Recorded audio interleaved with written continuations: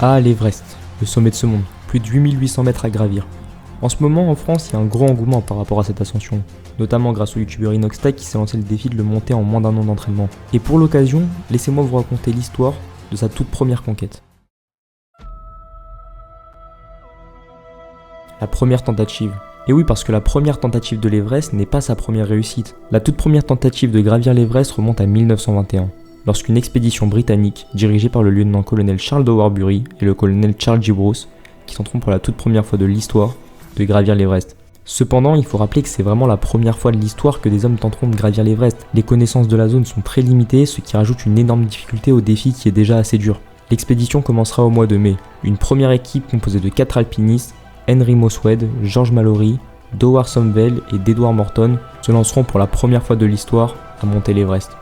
Malheureusement pour eux, les conditions météorologiques sont vraiment catastrophiques ce jour-là et ils n'avaient pas de masque à oxygène. Cependant, ils arriveront quand même à atteindre la Death Zone. La Death Zone, littéralement zone de la mort, c'est le terme utilisé en alpinisme quand on arrive vers les 800 mètres d'altitude.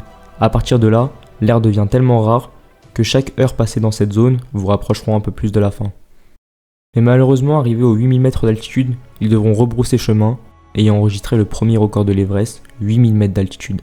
Record qui sera battu seulement quelques jours après, le 29 mai par la deuxième équipe composée de seulement 2 alpinistes, Geoffrey Bruce et Geoffrey Breen, qui dépasseront de 150 mètres le record précédent. Malheureusement, tout ça a eu un prix. George et Geoffrey, souffrant de grosses douleurs à la jambe dues au climat, seront obligés d'être transportés d'urgence au pied de la montagne. Et au cours d'une troisième et ultime tentative, 7 Sherpas perdront la vie dans une avalanche. Bon, cette ascension n'est pas une réussite, mais elle est très loin d'être un échec, car cette première ascension a permis l'installation des premiers camps sur la montagne et de cartographier la zone, ce qui a énormément apporté pour toutes les prochaines expéditions. Au cours des 30 années qui ont suivi, il y a eu plusieurs tentatives d'équipes préparées pour gravir l'Everest, qui ont conduit toutes à un échec, n'arrivant jamais à dépasser les 8500 mètres, car à partir de là, la montée devenait beaucoup trop dangereuse ou juste impossible. Et tout ça nous emmène en 1953. Ça y est, on est en 1953, 30 ans plus tard, et les Britanniques qui sont à la tête de quasiment toutes les expéditions de l'Everest jusqu'à là, décident de se préparer comme jamais pour cette ultime tentative, qui pendant plus de 30 ans n'ont pas abouti. Ils revoient tout l'équipement et l'optimisent au maximum, que ce soit les vêtements, qui seront conçus pour résister aux températures les plus extrêmes de l'Everest, les tentes qui seront soumises aux tests les plus violents de tempête, et même la nourriture, car oui, quand on fait l'ascension de l'Everest, la nourriture c'est encombrant. Ce sont les rations de nourriture qui bénéficient des progrès les plus innovants. Les expéditions précédentes se nourrissaient en majorité de conserves, mais les boîtes de conserve sont encombrantes et difficiles d'emploi en montagne. On met donc au point un système d'emballage sous vide assurant légèreté et solidité.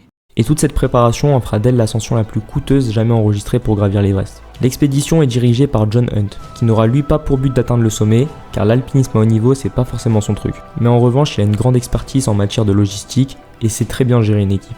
En parlant de l'équipe, elle sera constituée de 13 membres, tous expérimentés, en plus des Sherpas présents pour l'expédition. Bon, l'ascension commence et hormis un climat assez handicapant, l'ascension se passe comme prévu. Les vraies difficultés vont commencer vraiment quand ils atteindront les 7700 mètres d'altitude, ce qui est la dernière étape pour atteindre le col sud qui est situé à plus de 7900 mètres d'altitude, qui est d'ailleurs le dernier camp avant d'atteindre le sommet. Et avec la fatigue accumulée, l'air qui commence à s'intensifier et le froid ressenti malgré l'équipement, l'ascension devient vraiment très dure à partir de là. Heureusement, l'équipe choisie pour cette expédition est exceptionnelle, et est plus que motivée à devenir la première conquête réussie de l'Everest. Ça y est, le chemin jusqu'au col a été tracé, et c'est maintenant l'heure de l'ultime étape. Hunt choisit alors 2 assauts différents pour monter le sommet.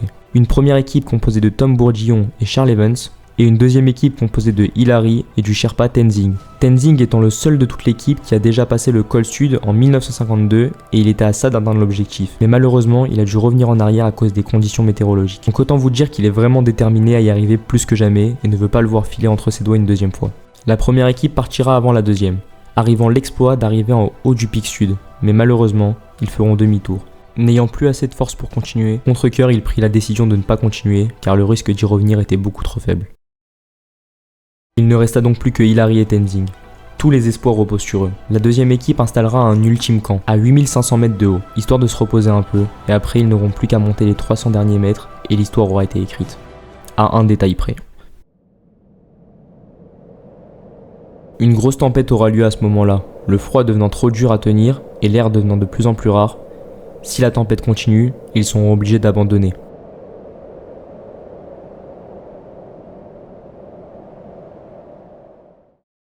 Mais heureusement, l'histoire devait être écrite. La tempête s'arrête et l'objectif reprend.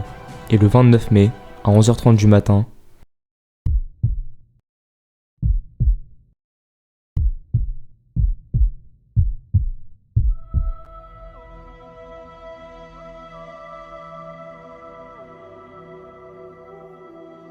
ça y est, après 30 ans, 30 années, où tout paraissait impossible, Hillary et Tenzing arrivent au sommet. La date devient historique.